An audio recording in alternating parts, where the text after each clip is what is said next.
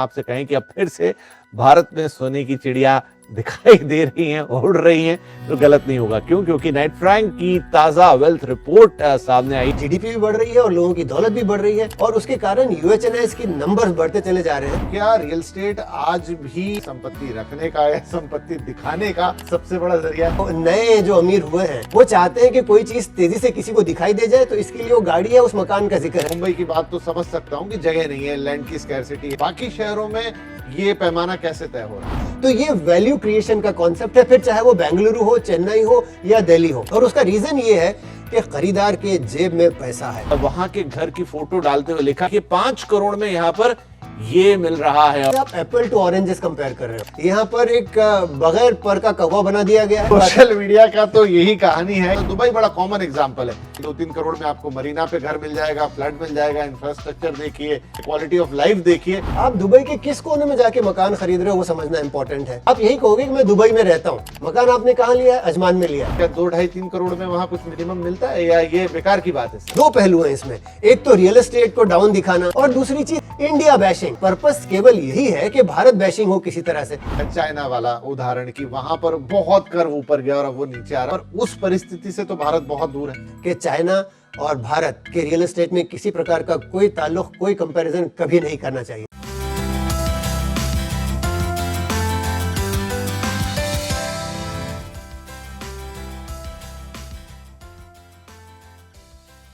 Hello, welcome and बहुत बहुत स्वागत है आपका सीएनबीसी आवाज पर। आप देख रहे हैं the real asset show powered by signature global और आपके साथ में हूं आपका दोस्त विपिन भट्ट। भारत को सोने की चिड़िया कहा जाता था। हम आज भी उस बात पे फक्र महसूस करते हैं और ऐसा इसलिए कि भारत में धन धान्य की कोई कमी नहीं थी। इतिहास फिर थोड़ा बदला, चीज़ें बदली और फिर सोने की चिड़िया सिर्फ एक कहावत रह गई और इतिहास में याद करने वाली बात। लेकिन हम आपसे कहें कि अब फिर से भारत में सोने की चिड़िया दिखाई दे रही हैं, उड़ रही हैं, तो गलत नहीं होगा। क्यों? क्योंकि नाइट फ्रैंक की ताज़ा वेल्थ रिपोर्ट सामने आई है और ये रिपोर्ट एक बहुत अहम इशारा दे रही है और वो ये कि भारत में अमीरों की संख्या तेजी से बढ़ रही है। हाई नेटवर्थ और अल्ट्रा हाई नेटवर्थ लोगों की बढ़ती तादाद के साथ देश अब ग्लोबल वेल्थ मैप पर और मजबूत नजर आ रहा है।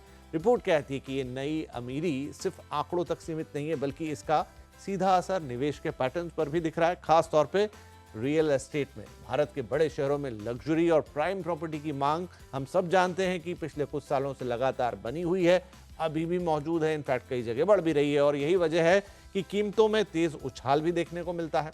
अब अगर इस ट्रेंड को एक उदाहरण से समझें तो करीब 10 लाख डॉलर यानी करीब 8.25 करोड़ रुपए मान लीजिए आप इसे आज की तारीख में। भारत के प्रमुख शहरों में आप इससे कितनी प्रॉपर्टी खरीद सकते हैं, तो ये तस्वीर खुद ब खुद कुछ बता देती है। मुंबई में इस रकम में सिर्फ 96 वर्ग मीटर, दिल्ली में 205 स्क्वायर मीटर और बेंगलुरु में 350 स्क्वायर मीटर से थोड़ा ज्यादा प्राइम प्रॉपर्टी आप 10 लाख डॉलर में खरीद पाएंगे। 10 लाख डॉलर छोटी रकम नहीं होती, जैसा मैंने कहा करीब करीब 8.25 करोड़ रुपए से थोड़ी सी ज्यादा ये रकम है। यानी साफ है जैसे जैसे देश में अमीरी बढ़ रही है वैसे वैसे प्रॉपर्टी बाजार भी तेजी से बदल रहा है और बड़े शहरों में जगह छोटी होती जा रही है लेकिन कीमतें ऊपर है, बड़ी ज्यादा है। तो क्या भारत का रियल एस्टेट मार्केट अब पूरी तरह से एक नए दौर में जा चुका है? इसी पर आज बात होगी। लेकिन एक और रिपोर्ट तो नहीं, एक तस्वीर है जो पिछले दिनों सोशल मीडिया पर बहुत ज्यादा वायरल हुई। वो बेसिकली एक एक्स का पोस्ट था।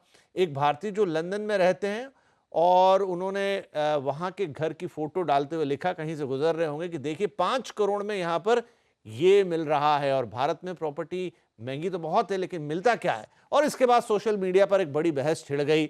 इस पर भी आज हम बात करेंगे कि क्या भारत में प्रॉपर्टी के जितने दाम हमसे लिए जाते हैं वो वर्थ करती हैं। बहुत सारे लोगों ने उसमें नीचे लिखा है, बाद में कमेंट हुए, जैसा मैंने कहा लंबी बहस हुई कि भाई सिर्फ घर नहीं, बाकी सड़क, मकान, दुकान, आसपास की रिहाइश बहुत कुछ होती है। लेकिन भारत में तो इतने पैसों में कई जगह बहुत छोटे छोटे से घर आते हैं या इनफैक्ट 5 करोड़ रुपए में क्या मिलता है। तो लंबी बहस हुई और ये अलग तस्वीर है। अक्सर ये बहस हो जाती है कि भाई इतने में तो दुबई में ये मिल जाएगा, लंदन में ये मिल जाएगा, अमेरिका में ये मिल जाएगा। तो ये भी आज बातचीत करेंगे और दो कंट्रास्ट हैं ये पिक्चरों के जो आज हम बात करने जा रहे हैं। और ये सारी बातचीत हम करेंगे किससे? तो आज हमारे साथ एक बार फिर से मौजूद हैं गुलाम जिया साहब, international partner night Frank India. Sir बहुत बहुत स्वागत है आपका। और मुझे सबसे पहले तो ये बताइए कि जब अभी तक तो हाल फिलहाल में हम कहते थे गुलाम जिया साहब हमारे साथ उपस्थित हैं, senior AD Knight Frank India.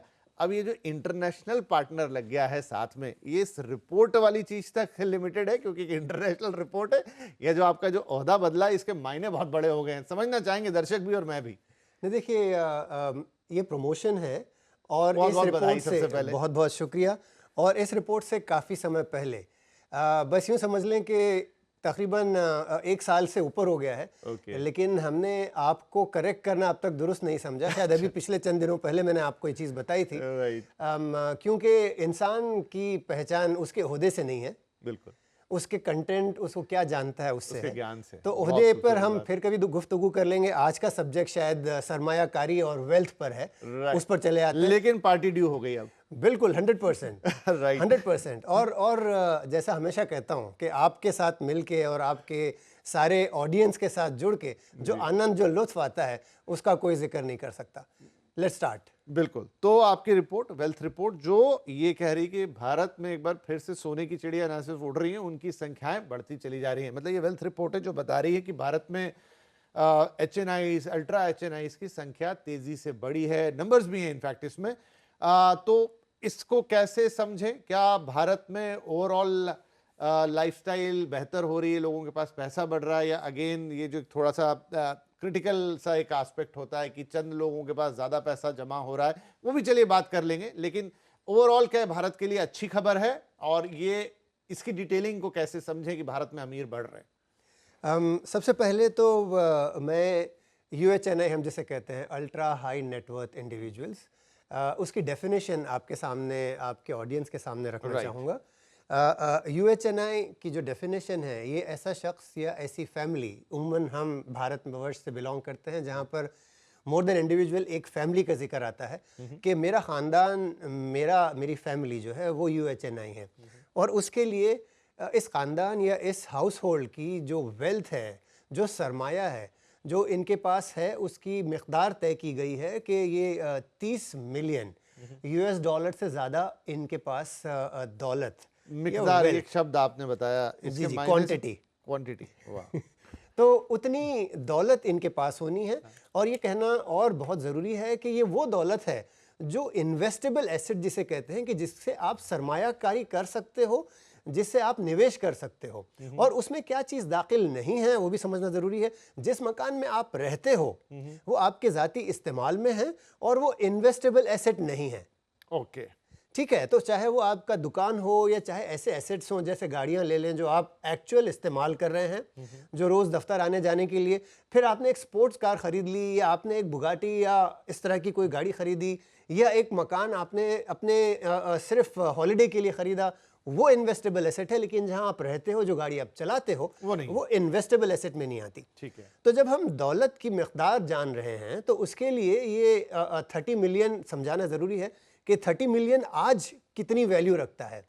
ये तकरीबन 270 करोड़ के आसपास का ये नंबर है। ओके, तो UHNIs वो फैमिलीज़ या वो शख्स हैं जिनके पास 270 करोड़ से ज़्यादा आज भारतीय अमाउंट इनके पास, रकम इनके पास जुड़ी हो, वो लोग इसमें क्वालिफाई फिर करते से हैं। आपने कहा कि इसमें इन्वेस्टेबल शामिल नहीं है, मतलब बस उनकी जो मूल संपत्ति है वो 270 करोड़ की होनी चाहिए। बिल्कुल, इन्वेस्टेबल एसेट इसी को कहते हैं कि जिससे आप निवेश कर सकते हो। ओके, जाहिर सी बात है, आप मकान बेच के निवेश नहीं करोगे, तो मकान उसमें दाखिल नहीं है। अच्छा, तो इन्वेस्टेबल एसेट में, जैसे मैंने कहा, अपना खुद का ज़ाती मकान जहां आप रहते हो, या वो गाड़ियां जो आप रोज़मर्रा की ज़िंदगी में इस्तेमाल करते हो, वो उसमें शामिल नहीं है। ओके, उसके अलावा जो कुछ है वो सारा निवेश के लिए अवेलेबल है। जो आप, अगर आपने बहुत बड़ी स्पोर्ट्स कार ख़रीद रखी है, आप उसे बेच के अपने कारोबार में लगा सकते हो या कुछ और उस रकम से कर सकते हो।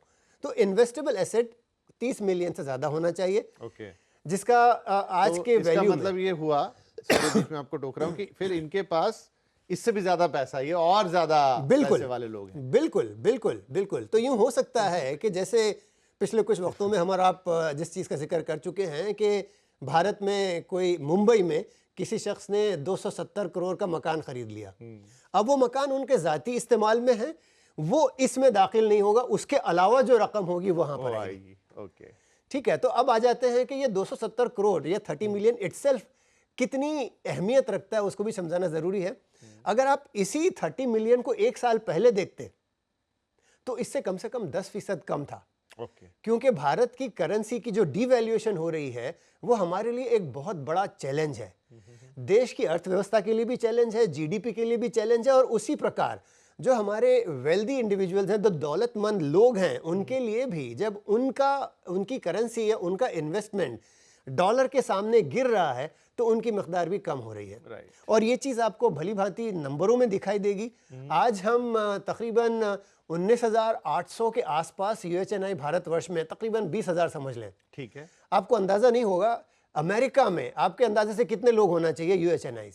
4 गुना, 2.5 लाख, 10 बल्कि 12 गुना से ज़्यादा गुना हो गए। अब चाइना पे आ जाइए, चाइना में तकरीबन 1.25 लाख है, 6 गुना।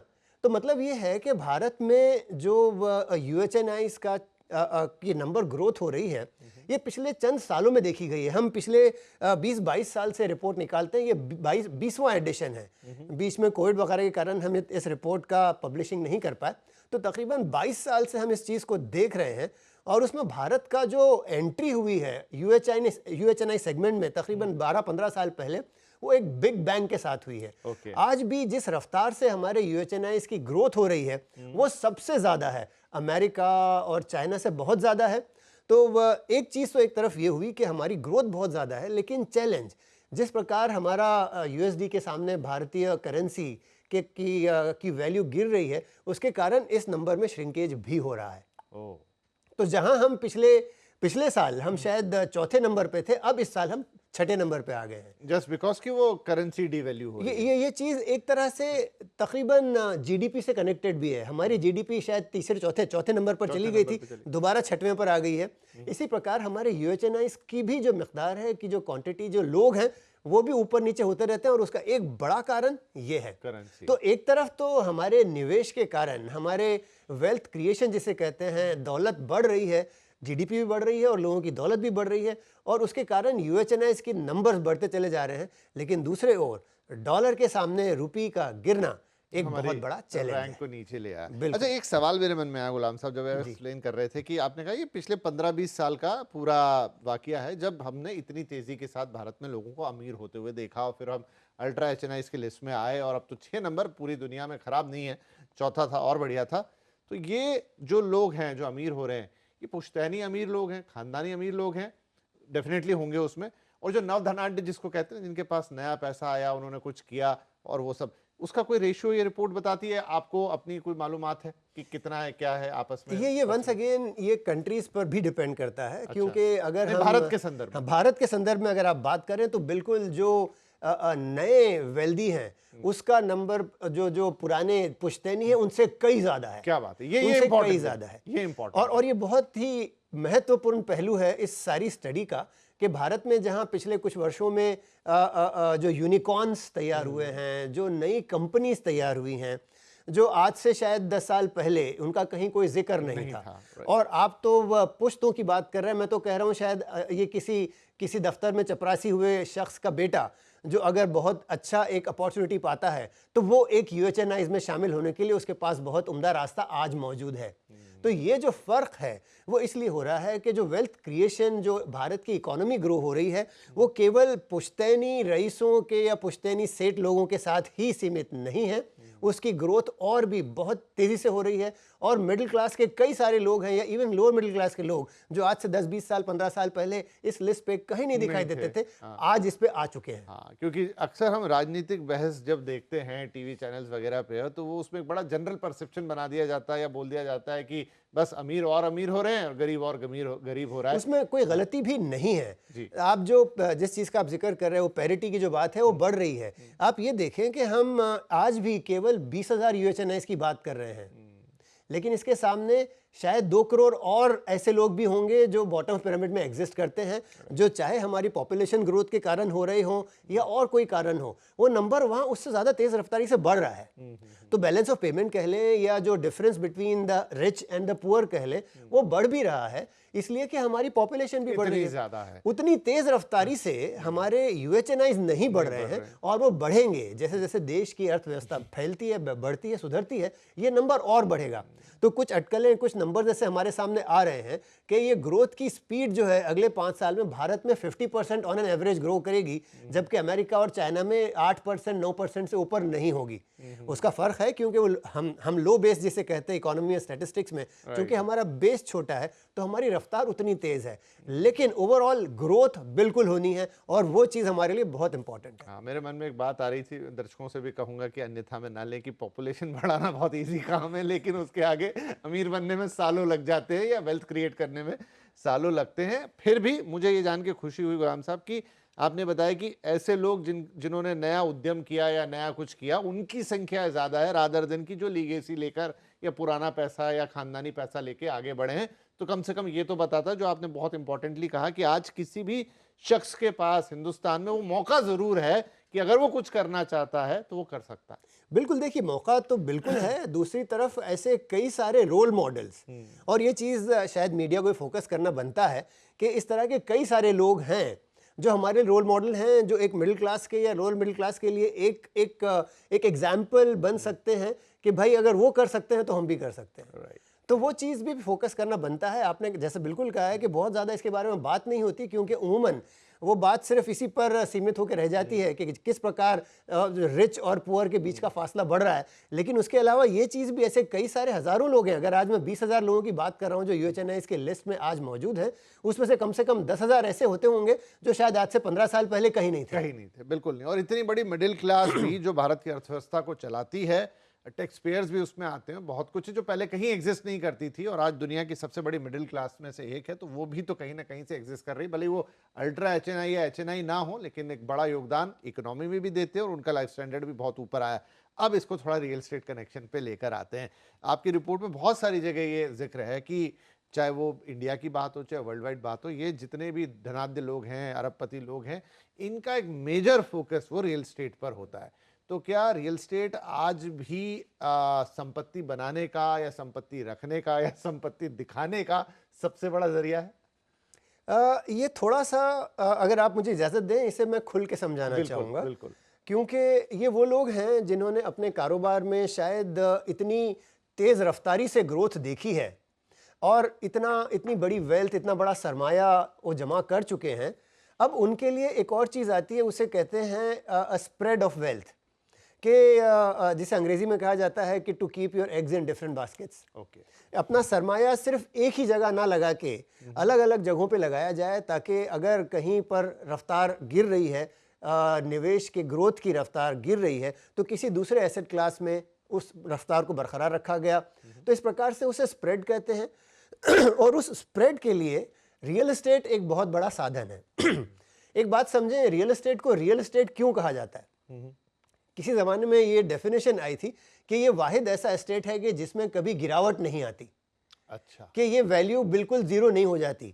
ये बात एक हद तक दुरुस्त है, इसलिए रियल है। मुझे लगा इसलिए रियल है कि जो एग्जिस्ट करता है, जिसे आप आंख से देख सकते हैं, छू सकते, वैसे और भी चीजों को कर सकते हैं, बट बिल्कुल इसलिए अभी जैसे आप बिटकॉइंस वगैरह को देख लें, ये हो सकता है कि आज हो कल ना हो।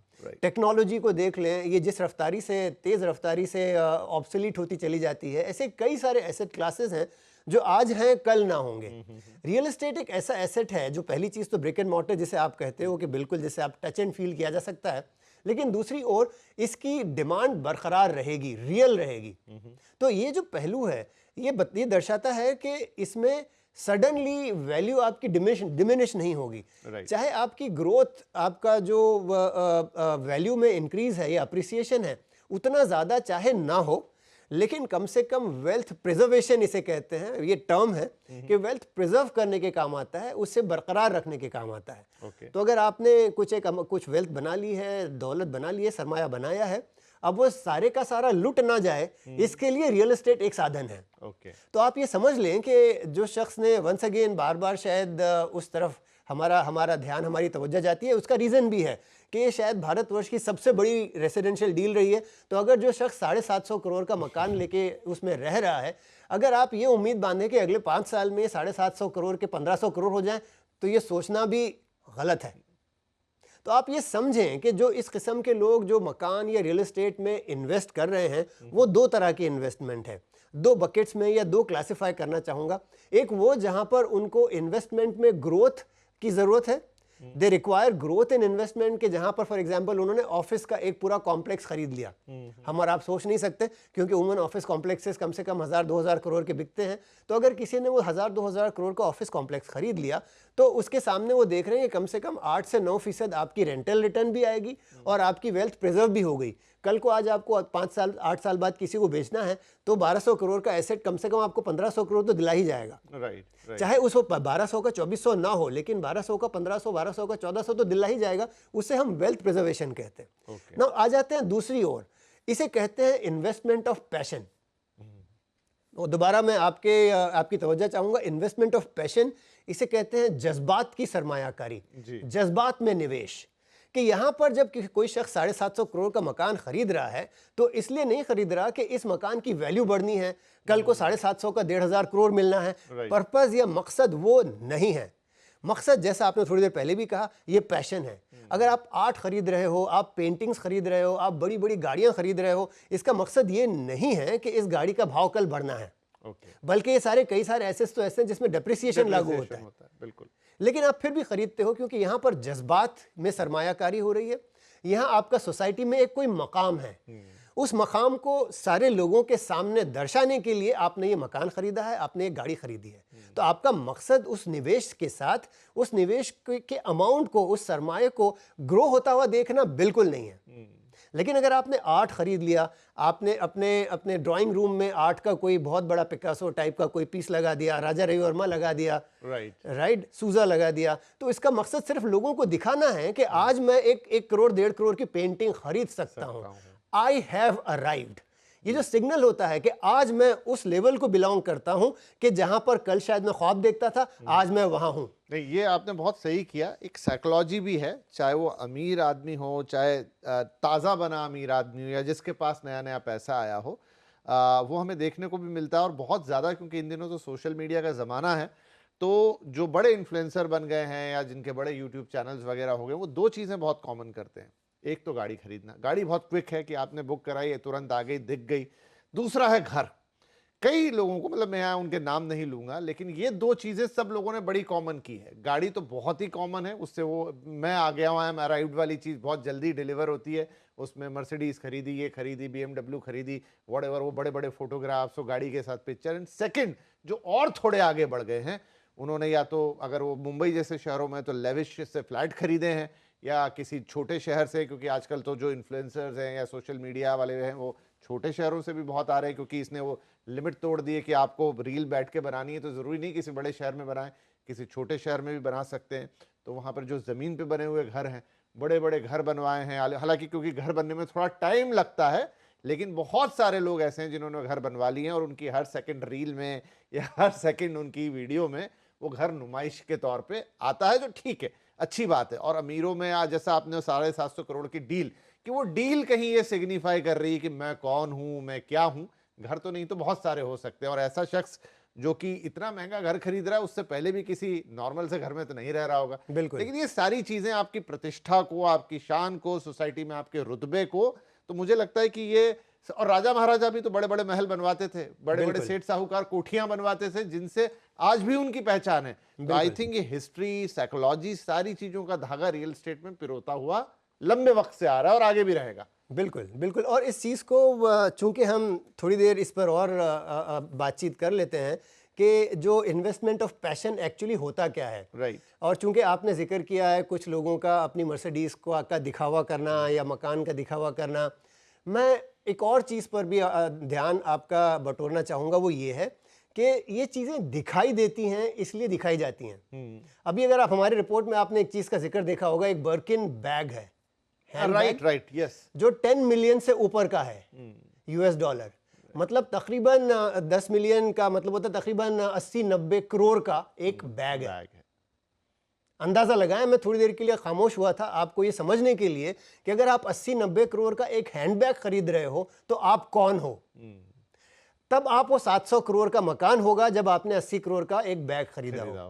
और वो वहाँ सीमित नहीं है, उसके अलावा कई सारी चीज़ें हैं। अगर आप हमारे इन्वेस्टमेंट ऑफ पैशन का पूरा लिस्ट देखें, जिसमें लोग जो यूएचएनआईज है जिसमें इन्वेस्ट करते हैं, वो एक और पेंटिंग्स हो गई जिसका जिक्र हम आप पेंटिंग्स में भी कई तरह के हैं, एब्स्ट्रैक्ट हैं और क्लासिक्स हैं, बहुत सारी पेंटिंग्स के भी अलग अलग साधन हैं और अलग अलग इन्वेस्टमेंट वैल्यूज उनकी बढ़ती घटती है। दूसरी तरफ प्रेशियस जेम्स और स्टोन्स हैं, हीरे जवाहरात वगैरह हैं। तीसरी तरफ ऑब्वियसली गोल्ड वगैरह तो कहीं जिक्र भी नहीं है उस लिस्ट में। गोल्ड का, हम जैसे लोग गोल्ड का जिक्र करते हैं, वहाँ गोल्ड का कोई जिक्र नहीं है। वहाँ पर गाड़ियाँ आ जाती हैं। आप कोई बहुत पुरानी क्लासिक कार जो विंटेज कार है, उसमें आप शायद 25 मर्सिडीज जिसका आप जिक्र कर रहे हो, वो बेच के भी कोई कार नहीं खरीदी जा सकती। तो वो जो वेल्थ की बात हो रही है वो अलग ही लेवल है। वो शहर, अगर आप जिसे एक बहुत मशहूर शहर है दुनिया का, या मुल्क कह लें, मुल्क शहर है मोनाको, अगर आपने नाम सुना होगा, वहाँ का रियल एस्टेट, वहाँ की वेल्थ, बिल्कुल, वो आई थिंक आपकी लिस्ट में जो सबसे महंगे शहरों में सबसे ऊपर है कि वो $1 मिलियन से या वो कुछ 8-9 करोड़ रुपए से आप हार्डली वहां 16 स्क्वायर मीटर ऑफ लैंड या कुछ प्रॉपर्टी खरीद सकते हैं। बिल्कुल, तो वो एक जगह है जहां पर आपको दुनिया के सारे वेल्दी लोग वहां दिखाई देंगे। उनकी गाड़ियां, उनका रिहाइश, उनका रहना सहना, वो सारी चीज़ें वहां दिखाई देती हैं। हमारा जिस चीज़ का आप जिक्र कर रहे हो, वो जो नए जो अमीर हुए हैं, वो चाहते हैं कि कोई चीज़ तेज़ी से किसी को दिखाई दे जाए, तो इसके लिए वो गाड़ी या उस मकान का जिक्र है। लेकिन वो मकान या वो गाड़ी अगर आप वेल्थ के पर्सपेक्टिव से देखें और इन्वेस्टमेंट ऑफ पैशन के पर्सपेक्टिव से देखें, तो वो उस लिस्ट में दूर दूर तक कहीं नहीं आती। थोड़ा रियल एस्टेट के कुछ फिगर्स और टच कर देते हैं। इनफैक्ट अभी हम वो इंडियन सिटीज पर आएंगे। मोनाको की बात हो गई, नंबर 1 पे है, वो ग्राफिक्स हम दिखाते हैं कि भारतीय सिटीज कहाँ खड़ी। देखिए मोनाको में आप वो $10 लाख यानी तकरीबन 8.25 करोड़ रुपए में सिर्फ 16 स्क्वायर मीटर प्रॉपर्टी ले सकते हो। नंबर 2 पे हांगकांग है, 23 स्क्वायर मीटर। जेनेवा जहां पर यूनाइटेड नेशंस का हेडक्वार्टर है, 28। फिर आ गया हमारा मुंबई, 96 स्क्वायर मीटर। चलिए 100 कर देते हैं, 100 स्क्वायर मीटर आप बस ले पाओगे 9 करोड़ में। दिल्ली में दुगना ले सकते हो, 205 स्क्वायर मीटर। बंगलुरु में 3 गुना से ज्यादा, 357 स्क्वायर मीटर। तो ये दिखा रहा है गुलाम साहब कि जो आपने पूरा अभी इतना एक्सप्लेन किया वही चीज है ये। अब सिटी के हिसाब से देख लेते हैं। नंबर 1 पे मुंबई, हम सबको मालूम, देश का सबसे महंगा रियल एस्टेट मार्केट, और रीजन भी है कि यहाँ जगह की कमी है, पॉपुलेशन बहुत है और सबसे वेल्दी लोगों की भी पॉपुलेशन, तो वो सारी चीजें फैक्टर मिल गई और शायद इसीलिए देश का सबसे महंगा रियल एस्टेट। और बाकी अगर कुछ और बचा तो वो आप बताएंगे कि क्यों। दिल्ली नंबर 2 पे आ गया, मतलब एनसीआर, फिर बेंगलुरु और भी शहर होंगे। तो ये क्या सिग्निफाई कर रहा है? मैं थोड़ी सी ये मुंबई की बात तो समझ सकता हूँ कि जगह नहीं है, लैंड की स्कैरसिटी है, तो वो है। बाकी शहरों में ये पैमाना कैसे तय हो रहा है? देखिए, पहली चीज़ तो मैं आपको, आपके दर्शकों को ये बताना चाहूँगा कि हम जब इस नंबर का जिक्र कर रहे हैं कि इस अमाउंट में कितना रियल एस्टेट या मकान ख़रीदा जा सकता है, ये जान लें कि ये प्राइम एसेट्स हैं और प्राइम एसेट्स की डेफिनेशन नॉर्मल एसेट से अलहदा है। प्राइम एसेट्स वो हैं, फॉर एग्जांपल, जो बहुत ही आलीशान इमारतें हैं। उसी आलीशान इमारत, जैसे मान लें अगर नमन जाना जहाँ पर 750 करोड़ का मकान बिका, उसके एडजेसेंट में आपको इससे 10% की वैल्यू के भी अपार्टमेंट मिल जाएंगे। यहाँ पर 10 करोड़ 12 करोड़ के भी मकान है उसी इलाके में, शायद 2 बिल्डिंग या 2 प्लॉट्स छोड़ के आपको वो भी मिल जाएंगे। लेकिन हमारा फोकस प्राइम रेसिडेंशियल पर है और ये इंडेक्स प्राइम रेसिडेंशियल को ही दर्शाता है। अच्छा, तो मतलब ये जिन शहरों में जो 100 स्क्वायर मीटर और 200 स्क्वायर मीटर, उसमें प्राइम रेसिडेंशियल प्रॉपर्टी को आप बिल्कुल खरीद पाएं। अब इसका, चूंकि हम मुंबई बैठे हैं, मुंबई में जहां पर एक और हम 750 करोड़ का मकान जिक्र कर रहे हैं, दूसरी ओर हमारे यहाँ, और इस चीज़ का हमारा आप पहले भी अफोर्डेबल हाउसिंग के मुद्दे पर कई बार जिक्र कर चुके हैं कि भारत के 8 शहरों में 50 लाख से नीचे के रकम में जो मकान बिकते हैं वो मुंबई में सबसे ज़्यादा बिकते हैं। 1/3 से ज़्यादा, ऑलमोस्ट 35 to 40% मुंबई में बिकते हैं। तो मुंबई ही वो एक शहर है जहां पर आपको 750 करोड़ का मकान भी बिकता हुआ दिखेगा। लेकिन इसी के सामने तकरीबन 1/3 ऑफ जो ओवरऑल ट्रांजैक्शंस हैं वो 50 लाख या उससे नीचे के मकान बिक रहे हैं, लेकिन वो दिखते नहीं है क्योंकि ग्लैमरस नहीं है। कल कहीं बातचीत हो रही थी, कुछ महंगाई पे बातचीत निकली, तो ऐसे ही मैंने किसी से मजाक में कहा कि देश का सबसे बड़ा जो अफोर्डेबल सिटी है वो मुंबई है। तो लोग मुझे हंसने लग गए कि क्या बात कर रहे हो, यहाँ सब कुछ इतना महंगा है। मैंने कहा वो बात सही है, लेकिन अफोर्डेबिलिटी कुछ इसमें है कि जेब में 10 रुपए हैं तो वड़ा पाव खाने के लिए पैसे हैं, बिल्कुल। और जेब में 1000 रुपए रखे हैं तो वैसा खाना भी मिल जाएगा। जहां आपके जेब में कितना पैसा है वो आपको हर चीज अवेलेबल है। तो ये अफोर्डेबिलिटी की डेफिनेशन इस शहर में, वही प्रॉपर्टी में आपने बताया 50 लाख हैं तो वो भी बहुत बिक रहा है, और 750 करोड़ हैं तो वो भी अवेलेबल है। और इस चीज़ का भी जिक्र करना मैं ज़रूरी महसूस करता हूं कि ये जो प्राइम रेसिडेंशियल प्रॉपर्टीज़ बिकती हैं, ये ओवरऑल मार्केट के शायद 2 से 4% भी नहीं होती।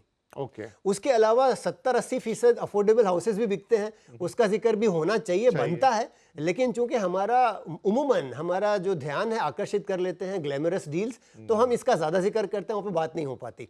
आपने पूछा सवाल कि मुंबई में लैंडलॉक्ड सिटी है, लैंड कम है, तो बेंगलुरु और दिल्ली में क्यों? बस इसका जिक्र यूं इम्पॉर्टेंट होता है कि देखिए बेंगलुरु और दिल्ली में भी वेल्थ क्रिएशन बहुत हुआ है, राइट। और ये सारी बात अगर हम प्राइम रियल एस्टेट की बात करते हैं, इसका ताल्लुक़ है वेल्थ क्रिएशन से। दौलत किस रफ्तार से बढ़ी? अगर हम बेंगलुरु पे आ जाएं, बेंगलुरु ये एक ऐसा शहर है जहां पर यूनिकॉर्न्स जो नए कंपनीज खुली हैं और यूनिकॉर्न्स बन गई, टेक्नोलॉजी सेक्टर सबसे ज़्यादा ग्रोथ यहाँ बेंगलोर में हुई है। तो आप ये देख लें कि कोई शख्स जो बेंगलोर में बैठा है और उसने वो मल्टी मिलियनर हो चुका है, वो यूएचएनआई में दाखिल हो गया है, अब उसको दिखाने के लिए क्या है? जाहिर सी बात है, एक बंगला तो बहुत आसान है, आप बंगला कहीं भी लेके रह सकते हो, लेकिन वो शो ऑफ फिर भी नहीं करता। उस समय फिर आप इस पहलू पे चले आते हो कि कोई तो डेवलपर हो जो मुझे 100 करोड़ का मकान बेचे, 200 करोड़ का मकान बेचे। अब उसके बाद में प्राइम रियल एस्टेट आना शुरू हो जाता है। अब इसमें आ जाता है डेवलपर्स का कंट्रीब्यूशन कि वो किस प्रकार वैल्यू क्रिएशन कर रहे हैं रियल एस्टेट में, क्या क्या फैसिलिटीज़ दे रहे हैं, क्या ब्रांडिंग ला रहे हैं, क्या सर्विसेज दे रहे हैं। क्योंकि बहुत पुरानी बात होगी कि लोग ब्रांड देख के खरीदते थे, आज real estate as a service का कॉन्सेप्ट आ गया है कि आप अगर मकान खरीद रहे हो तो मकान इसलिए नहीं केवल खरीद रहे हो कि बहुत खूबसूरत है, खूबसूरत के साथ साथ आपकी ज़िंदगी, रोज़मर्रा की ज़िंदगी में कितनी सहूलतें फराहम हो रही हैं वो बहुत इंपॉर्टेंट है। तो आज डेवलपर्स ने रियलाइज़ किया है, वो 5 स्टार होटल्स से टाई अप कर रहे हैं, तो आपकी इमारत, जो मकान आप जहां रह रहे हो, वहां पर आपको 5 स्टार सर्विसेज मिल रही हैं, आपको कॉन्सियाज सर्विसेज मिल रही हैं। तो ये वैल्यू क्रिएशन का कॉन्सेप्ट है, फिर चाहे वो बेंगलुरु हो, चेन्नई हो या दिल्ली हो। दिल्ली में भी जो हमने कई सारे, गुड़गांव में जो एक नई रफ्तार खुली है 100 करोड़ के आसपास के मकानों के बिकने की, उसका कारण यही है कि लोगों ने वैल्यू क्रिएशन शुरू किया है। डेवलपर्स को ये एहसास हुआ कि खरीदार हैं जो 50 से 100 करोड़ के मकान दिल्ली में भी खरीदना चाहते हैं, बेंगलुरु में भी खरीदना चाहते हैं। तो जो फ़र्क है मुंबई में और दिल्ली और बेंगलुरु में वो ये है कि मुंबई में, साउथ मुंबई, जहां पर वैल्यू, लैंड की वैल्यू सबसे ज़्यादा है, इस प्रकार वहां पे कोई दिक्कत नहीं है। बेंगलोर में या दिल्ली में इस प्रकार की कोई दिक्कत नहीं है, बल्कि आप ये समझें कि जहां 100 करोड़ के मकान दिल्ली में बिक रहे हैं, वहां जब बरसात होती है तो वो उस बिल्डिंग से बाहर निकलना आपके लिए नामुमकिन हो जाता है लेकिन फिर भी लोग खरीद रहे हैं। इसकी बनिस्बत बेंगलुरु में शायद लैंड और ज़्यादा आसान है, लेकिन वहां भी 100 करोड़ 50 करोड़ के मकान या रो हाउस या बंगलो बिक रहे हैं, और उसका रीज़न ये है कि खरीदार के जेब में पैसा है।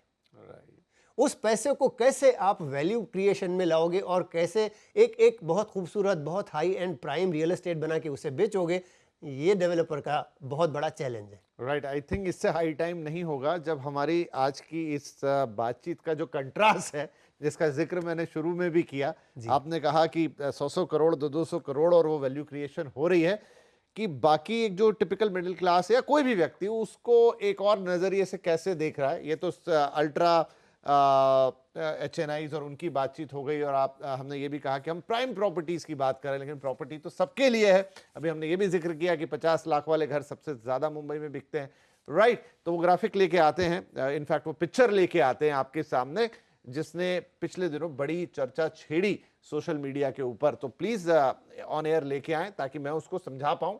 वो एक एक्स पर पोस्ट है, एक सज्जन, बहरहाल ये मकान जो दिख रहा है ये वेम्बली, मतलब सेंट्रल लंदन से उन्होंने लिखा कि कुछ 30 किलोमीटर की दूरी पर है।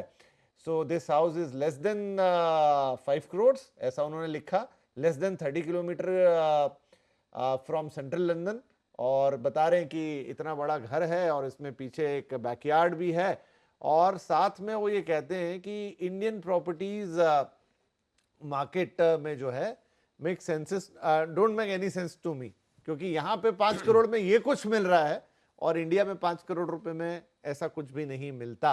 अच्छा, उसके बाद ये तो उन्होंने पोस्ट किया, इस पे कुछ 1000 इंटरेक्शन का लेवल था, वो मतलब 895K ऐसा कुछ था, 1000K से भी ज्यादा, 1 लाख से ऊपर ज्यादा। अलग अलग लोग देखिए क्या लिख रहे हैं। साकेत जी है, उन्होंने कुछ लिखा, even I don't get it, 3 BHK is an average society is selling here for 3 crore. Hindustan के लिए लिख रहे हैं। इतना तो ब्रोकर कमाता है साउथ मुंबई में। Okay, exactly, so much hype, but the problem is that the Indian people have so much money that they can buy नाले में भी इन 100 करोड़ प्रॉपर्टी। जो आपने अभी जिक्र किया कि घर के बाहर पानी भी इकट्ठा हो जाए, लेकिन वहां 100 करोड़ का घर बिक जाता है। 50 करोड़ इन जुहू इजी, ये किसी और ने लिखा। और भी हैं, प्लीज दिखाएंगे उसको। तो कनव गुलाटी साहब लिख रहे हैं, सिमिलर कोठी इन Chandigarh would burn a hole of upwards of 100 crore in your wallet, and then too you might end up getting a smaller backyard. The housing bubble is crazy here. कृपा लिख रही हैं, and here you get 2 BHK for 5 crore in सोबो। सोबो मतलब दर्शकों को बता दूं जो मुंबई के बाहर कहें कि साउथ बॉम्बे को सोबो बोलते हैं। और ये बहुत सारे ऐसे ही कमेंट्स की झड़ी इसमें लगी, मैं पढ़ता जाऊंगा, वो लगभग एक ही बात कह रहे हैं गुलाम साहब। तो ये एक दूसरी पिक्चर है, इसका हम क्या विश्लेषण करें? ये बहुत दुर्भाग्य की बात है कि इस तरह की चीज़ें सोशल मीडिया पर वाइल्ड फायर की तरह फैल जाती हैं। ये सबसे पहले तो मैं ये नहीं समझ पा रहा कि जो शख्स भी ये सारे कमेंट्स डाल रहे हैं, क्या उन्होंने इस बात पे गौर किया कि सेंट्रल लंदन से 30 किलोमीटर, अगर आप मुंबई से 30 किलोमीटर जाएंगे तो आप कहाँ पहुँच जाएंगे, और क्या वहाँ पर 5 करोड़ के मकान मिल रहे हैं? ये चीज़ समझना बहुत ज़रूरी है। Right. और ये चीज़ टिपिकल, अब सोशल मीडिया है, हम और आप इसमें कुछ कर नहीं सकते। सेंट्रल लंदन से 30 किलोमीटर नहीं था वो, शायद ये था सेंट्रल लंदन से 30 मिनट की दूरी पे। एक बार हम वो फिर से वो जो भी पोस्ट है वो दिखा दीजिए। This house is less than 5 crore, less than 30 minutes commute anywhere in central London, not 30 kilometre, sorry 30 minutes. हाँ। अब अगर आप 30 मिनट्स भी देखें, अभी बात आ रही है इंफ्रास्ट्रक्चर पर जी। अब आज जब हम मेट्रोज और कोस्टल रोड वगैरह बन रही है, आप बांद्रा से साउथ मुंबई पहुंच जाते हो 20 मिनट में। तो ये चीज़ तो वंस अगेन ये समझना भी ज़रूरी है कि एक बात है कि लंदन में जो सारा ट्यूब वगैरह बनी है वो इतनी खूबसूरत है, इतनी तेज़ रफ्तारी से आप सेंट्रल लंदन से अगर आप 30 मिनट, जिसका आप 30 मिनट में अगर आप एक्चुअली 30 किलोमीटर से ज़्यादा बाहर चले जाओगे, तो ये चीज़ समझना बहुत ज़रूरी है। अदरवाइज आप एप्पल टू ऑरेंजेस कंपेयर कर रहे हो। Okay. आप साउथ मुंबई की 750 करोड़ की प्रॉपर्टी को आप लंदन की 5 करोड़ की प्रॉपर्टी से कंपेयर नहीं कर सकते। Okay. अगर आपको लंदन के किसी सबर्ब्स में आप 30 मिनट में लंदन के बाहर जा चुके हो, उस सबर्ब्स का आप कंपेयर कर रहे हो तो मुंबई के सबर्ब से कीजिएगा, फॉर गॉड सेक। और यहाँ पर मसला आता है कि हम किस तरह सोशल मीडिया पे वाइल्ड फायर क्रिएट कर सकते हैं विदाउट, ये absolutely there is nothing to worry about, लेकिन इसके ऊपर इतनी बड़ी कहानी बन गई। ठीक है, तो ये वो उस चीज़ का मुझे बड़ा परेशानी होती है इस चीज़ से कि जब तक आप पूरी तरह से किसी मामले को समझो नहीं, उस पर कमेंट ना करो जी। तो यहाँ पर आप ये देख लें, अगर चूंकि 30 मिनट, चलिए ठीक है, 30 मिनट का ट्रैवल डिस्टेंस भी अगर आप देख लें, वर्ली आपका वर्ली में जहाँ 750 करोड़ का मकान बिका है, वहाँ से आप 30 मिनट, अगर मैं कहूँ अटल सेतु से आप जाके आप 30 मिनट में आप पनवेल पहुँच जाओगे। पनवेल में क्या रफ्तार से मकान बिक रहे हैं, क्या अमाउंट में बिक रहे हैं। और यही चीज़ अगर मैं गोरेगांव की तरफ जाता हूँ, आज मैं बता दूं आपको, गोरेगांव में भी कई ऐसे मकाम हैं जहां पर आपको छोटे छोटे रो हाउस और बंगले ऐसे मिलते हैं जो आपको 8-10 करोड़ में मिलेंगे। ओके। अब उसी गोरेगांव में बगल में कोई बहुत अच्छा डेवलपर एक हाई राइज स्काई राइज बनाता है और उसका पेंट हाउस जो बेचता है वो 150 करोड़ में बेच सकता है। उसके बगल में एक कोठी होगी जिसको कोई व्यू नहीं है, जिसका कोई, ठीक है आपको बैकयार्ड भी मिल रहा है, लेकिन उसके अलावा क्या है।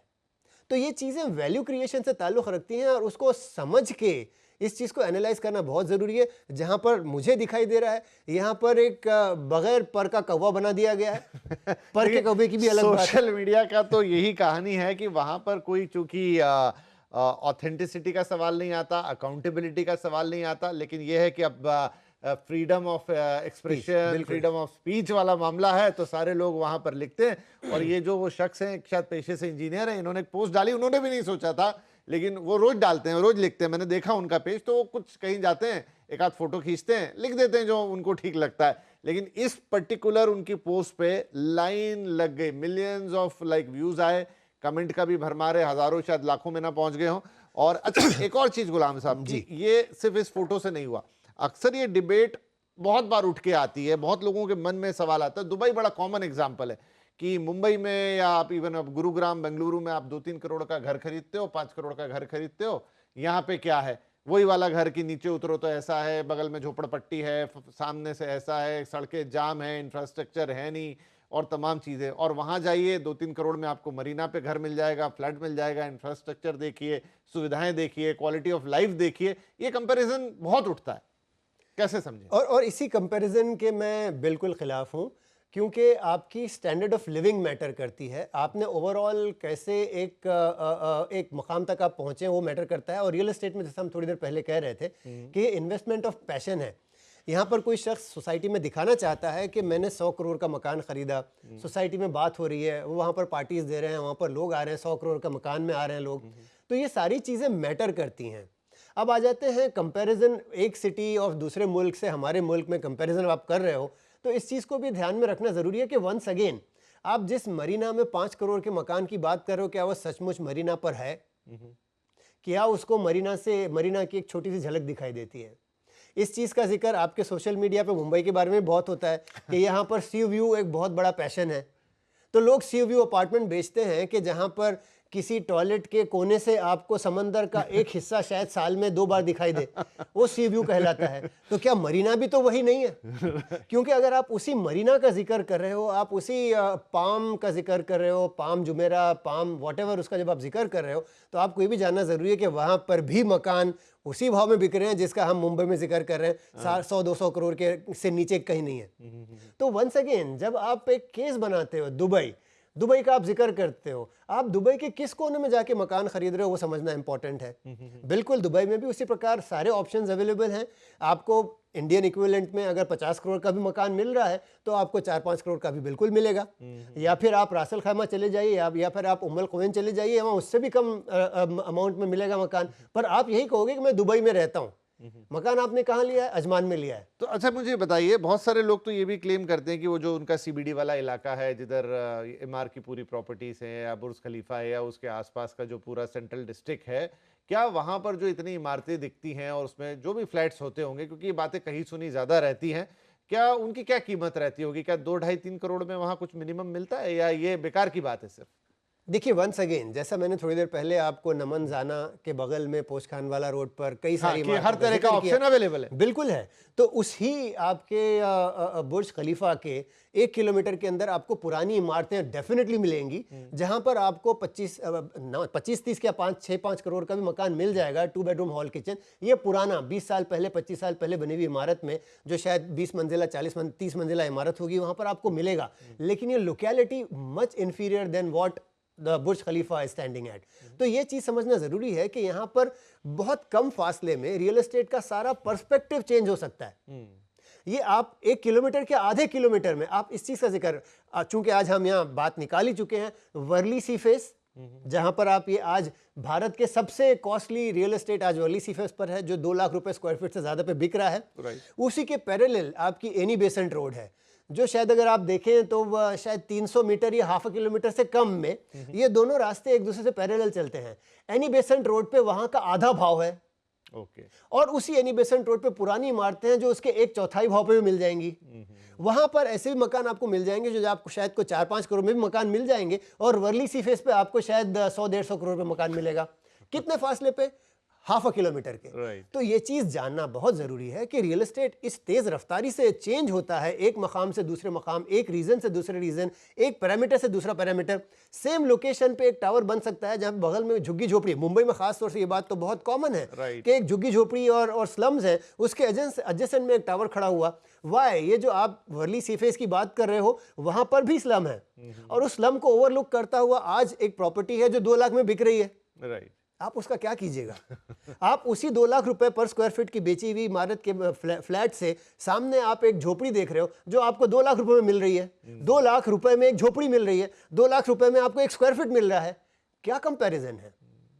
तो ये चीज रियल एस्टेट को एक बहुत ही 2 पहलू हैं इसमें। एक तो रियल एस्टेट को डाउन दिखाना कि भारत रियल एस्टेट बहुत वाहियात है वगैरह, और दूसरी चीज ओवरऑल इंडिया बैशिंग। ये क्या हो रहा है? मकसद क्या है? आप क्यों इस तरह की चीजें कर रहे हो? पूरी तरह से समझ नहीं पाते हो, लेकिन इस तरह की, और पर्पस केवल यही है कि भारत बैशिंग हो किसी तरह से, कि भारत में इतनी चीजें वाहियात है, इतनी खराब है। अरे पहले समझ तो लो। आप जिस दुबई का जिक्र कर रहे हो, जिस लंदन का जिक्र कर रहे हो, उससे बेहतर सुविधाएं, उससे बेहतर इमारतें, रियल एस्टेट, और सबसे बड़ी बात दिमाग का सुकून, जहनी सुकून आपको यहाँ मैसर है। ये सारी चीज़ें मैटर करती हैं और उसकी वैल्यू है। उसकी वैल्यू लोग देख, जिनके पास वो वेल्थ है, जिनके पास वो मनी अमाउंट है, सरमाया है, वो इसी चीज़ को देख के तो पैसे खर्च कर रहे हैं। राइट। तो इससे ज़्यादा मैं कुछ नहीं कहना चाहता, बस यही कहूँगा कि ये एप्पल टू ऑरेंज वाला किस्सा जो है, ये उमूमन हमें बहुत दुखी कर जाता है और उसको एक्सप्लेन करते करते बड़ी परेशानी और होती यही है, अब सोशल मीडिया पे तो देखिए यही होता ही है कि वहाँ पर वो वन लाइनर्स या टू लाइनर्स में लोग जो हैं, और ना सिर्फ हम यहाँ पे और बल्कि अपने कई और कार्यक्रमों में भी अक्सर जिक्र करते हैं कि सोशल मीडिया पे अक्सर जो बातें आती हैं वो half cooked, even half cooked भी नहीं होती हैं। और चूंकि कोई अकाउंटेबिलिटी फैक्टर वहाँ होता नहीं है, जिसके जो मन में आता है वो बोलता है, जिसके मन में आता है वो लिखता है। अक्सर वायरल का इंस्पिरेशन पीछे रहता है कि जैसे तैसे ये बात दूर तक पहुंच जाए। शायद ये मुहावरा है ना कि पर का कौवा बना लेना। मैं तो वही कहता हूँ, तो पर भी नहीं है, उसके बगैर कब्बे उड़ा रहे हो आप। जी। और अक्सर इस तरह की तुलनाएं कि देखिए यहाँ पर तो कम है और हमारी सड़कें खराब और हमारा ये खराब और हमारा सोशल इंफ्रास्ट्रक्चर खराब। लेकिन क्या ये हर भारतीय के लिए पॉसिबल भी है कि वो उठ के दुबई चला जाए या लंदन चला जाए? पहली बात तो यही आ जाती है, जो वहां गया है वो किसी क्वालिफिकेशन या किसी तरीके से गया है, किसी काम से गया है, फिर वहां जाने के बाद क्या वो कोई घर खरीदने की वहां हैसियत रखता है? और बहुत लंबी कहानी है। उसको सिंपल हम इतना कर दे कि वहां फलानी जगह पे 5 करोड़ मिल रहा है और यहाँ मुंबई दिल्ली में ये 5 करोड़ मिल रहा है, तो सीधा सीधा कंपेयर नहीं हो सकता। लेकिन बीच की पूरी कहानी गायब रहती है, सतह पे पूरी बात होती है। तो ऐसी कई सारी एग्जाम्पल जो समझाने के लिए मैंने चंद एक एग्जाम्पल आपके रूबरू रखी हैं, लेकिन ऐसे कई सारी चीज़ें हैं जो मैं डिटेल में समझाना चाहूँगा। लेकिन बस इस समय ये कहना चाहता हूँ कि ये सारी इस तरह की कंपैरिजन या मवाजना ये यूजलेस है, इसका कोई मकसद नहीं, कोई पर्पस नहीं, except for creating viral moments on social media. Right, ऐसा होता ही है। राइट, तो अब इस शो के कंक्लूजन का टाइम आ गया। 2 तस्वीरें हमने अलग अलग देखी। एक का तो आपने कह ही दिया कि भाई ये होता है, लोग लिखते रहते हैं, आता रहता है सोशल मीडिया पे, लेकिन अंदर जो टेक्निकली जब आप उसे समझना चाहेंगे और रियल एस्टेट को सही मायने में समझेंगे तो रियल एस्टेट अलग ढंग से चलता है। वही 1 किलोमीटर के दायरे में 10 तरह की प्रॉपर्टीज आपको मिलेंगी और उन सब के दाम अलग अलग हो सकते हैं। अब आप कहीं का इंफ्रास्ट्रक्चर सीधा सीधा कंपेयर करें तो वो 2 मुल्कों के इंफ्रास्ट्रक्चर को ऐसे तो कंपेयर आप कर भी नहीं सकते, क्योंकि आप जिस दिन चाहे अपने विल पे वहां ट्रांसफर नहीं हो सकते। भारत में तो आप मुंबई छोड़ के दिल्ली चले जाएंगे, लेकिन आप कल को सोचे कि मैं किसी और देश में चला जाऊं तो उतना संभव नहीं है, इसलिए वो कंपैरिजन भी थोड़ा बेमानी हो जाता है। और दूसरी तरफ जो भारत में नवधनाढ्य और या फिर जो पैसे वाले लोग और उनका प्रॉपर्टी के साथ को रिलेशन, अब मेरा इसमें कंक्लूडिंग सवाल यही होगा सर कि जैसे जैसे ये वेल्थ क्रिएशन बढ़ेगा, और मुझे अभी तो लगता है आप भी इससे एग्री ही करेंगे कि भारत में अभी तो वेल्थ क्रिएशन की कहानी एक मुकाम तक पहुंची, आगे बहुत बड़ा रास्ता हम इसको और तय करता हुआ देखेंगे। क्या उसमें रियल एस्टेट उतना ही बड़ा रोल प्ले करेगा जैसे अभी हमने इतनी देर से जिक्र किया, और बड़ा हो जाएगा? और कौन सी नई चीजें देखेंगे? क्या और बड़े महंगे आलीशान घर बनने लगेंगे, बिकने लगेंगे, लोग बनाने लगेंगे? ये फिनोमेना आगे भी दिखेगा जैसे जैसे वेल्थ बढ़ेगी। देखिए, वेल्थ और रियल एस्टेट का ताल्लुक बहुत सीधा साधा है और कई सदियों से है, कई जनरेशन से है। जैसा आपने भी जिक्र किया कि राजा महाराजा भी बेहतरीन महल, 2 महलें बनाया करते थे और वो चीज़ जारी रहेगी। जब हम अमेरिका के 2.5 लाख UHNIs का जिक्र करें, जहाँ पे मुंबई में, इंडिया में, भारत में इस समय 20,000 हैं, या चाइना के 1.25 लाख की बात हो रही है, तो वहाँ के लोग भी, हमने जो सारा सीन दर्शाया आपके सामने वो यही है कि वहाँ पर भी रियल एस्टेट में निवेश उसी प्रकार से ग्रो होता चला आया है। तो आप ये समझ लें कि इस समय अगर आज 20,000 UHNIs दौलतमंद लोग, सरमायाकार लोग अगर आज भारत में मौजूद हैं और वो 20,000 से अगले 5 साल में 40 या 50,000 होने वाले हैं, जो मुमकिन है। मैंने आपसे बताया था कि बहुत तेज़ रफ्तारी से ये नंबर बढ़ रहा है। तो अगर अगले 5 साल में हम 40,000 UHNIs देखेंगे, उनका इन्वेस्टमेंट उतना ही रियल एस्टेट में होता चलेगा। एक और चीज़ जो बहुत इंपॉर्टेंट है, जिसका हम इससे पहले भी आपके इसी प्लेटफॉर्म पर जिक्र कर चुके हैं, वो ये कि अल्ट्रा लग्जरियस रियल एस्टेट की ग्रोथ का कारण क्या है। जो लग्जरी रियल एस्टेट में जो ग्रोथ पिछले 3-4 साल में देखी गई है, उसका सीधा साधा संबंध है इस बात से कि वेल्थ क्रिएशन हुई है, यूनिकॉर्न्स हुए हैं, लोगों ने अपनी कंपनीज के स्टॉक्स स्टॉक एक्सचेंज पे बेचे हैं, वेल्थ क्रिएट की है और मकान ख़रीदा है। तो ये चीज़ तो बढ़ती चलेगी। जैसे जैसे हमारी ओवरऑल इकोनॉमी बढ़ रही है, GDP ग्रो हो रहा है, वैसे वैसे वेल्थ क्रिएशन हो रही है, वैसे वैसे उसी प्रकार रियल एस्टेट का डिमांड भी बढ़ता चला जा रहा है। चाहे वो दफ्तर हो, चाहे वो मकान हो, या इसी तरह सेकेंड हाउसेज हो, हॉस्पिटैलिटी होटल्स हो, ये सारी चीज़ें बढ़ती चली जा रही हैं।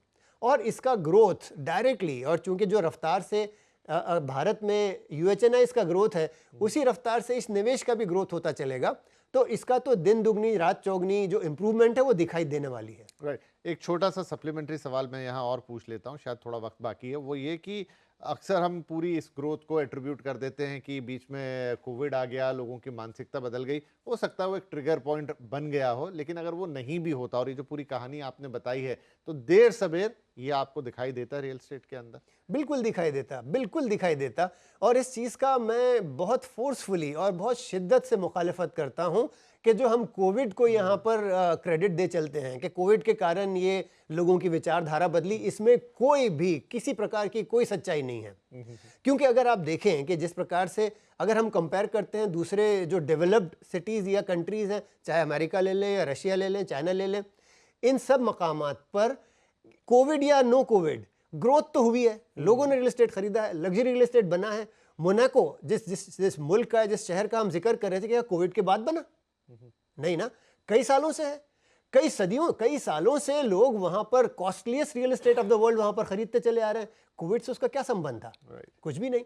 तो यहां पर हमने एक कहानी घड़ ली है कि कोविड के कारण भारत का रियल एस्टेट इतना तेजी से रफ्तारी से ऊपर आया है, उसमें किसी प्रकार की कोई सच्चाई नहीं है। तो इसे दोबारा लाकर इस लग्जरी से कनेक्ट करना मुझे नहीं लगता दुरुस्त होगा। फाइनली आखिरी क्वेश्चन, पिछला एपिसोड याद आ गया मुझे जो हमने किया चाइना वाला उदाहरण की, वहां पर बहुत कर्व ऊपर गया और अब वो नीचे आ रहा है, बहुत लोगों ने देखा और अच्छे कमेंट्स भी आ रहे हैं उसके ऊपर, आप उसमें थे ही। भारत में वो स्थिति, क्योंकि अभी हमने इतना जिक्र करा और आगे हम मान रहे हैं कि लग्जरी रियल एस्टेट या ऐसे महंगे मकान वगैरह बहुत चलेंगे, पर उस परिस्थिति से तो भारत बहुत दूर है, कई कोसों दूर है। और इसका जिक्र चूंकि हमने पिछले डिस्कशन में भी किया, दोबारा अगर वही ऑडियंस है तो फिर शायद उन्हें नागवार गुजरे, लेकिन दोबारा रिपीट करना चाहूँगा मैं कि भारत और चाइना की रियल एस्टेट में किसी प्रकार का कोई कंपैरिजन नहीं है।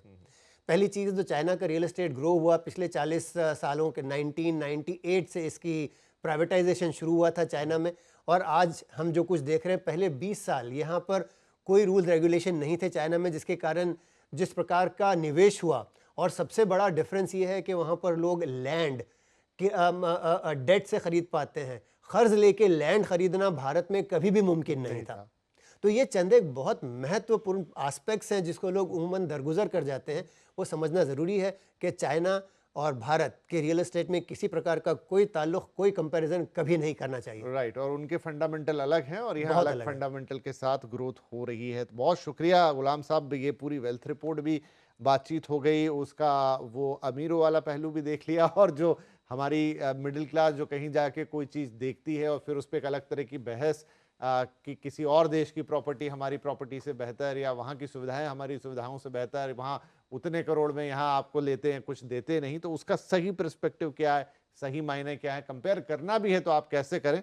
आपने बहुत शिद्दत से और बहुत अच्छे तरीके से हमारे दर्शकों को समझाया, तो बहुत बहुत शुक्रिया एक बार फिर से। थैंक यू सो मच, वक्त निकाला और ये सारी बातें हमारे साथ की, और सभी दर्शकों का भी बहुत बहुत शुक्रिया। पिछले एपिसोड यानी वो जो चाइना वाला एपिसोड था उसके नंबर्स भी बहुत ज़्यादा है, मतलब आप लोगों ने जम के देखा है, शायद फॉरवर्ड्स भी किए होंगे, बहुत बहुत शुक्रिया। विषय भी ऐसा ही था और इसीलिए मैंने लगे हाँ तो गुलाम साहब से वो सवाल यहाँ भी पूछ ही डाला। और ये एपिसोड भी एक कोशिश थी एक अलग नज़रिया देने की, एक अलग पर्सपेक्टिव आपको देने की। कैसा लगा ज़रूर बताइएगा, कमेंट ज़रूर कीजिएगा, इंतज़ार रहता है आपका। और क्या और आगे जानना सुनना चाहते हैं वो भी बताइएगा, तो हम ज़रूर वो आपके लिए लेकर हाजिर होंगे। आज के लिए इतना ही, अगले हफ्ते फिर मुलाकात होगी, तब तक अपना ध्यान रखिए।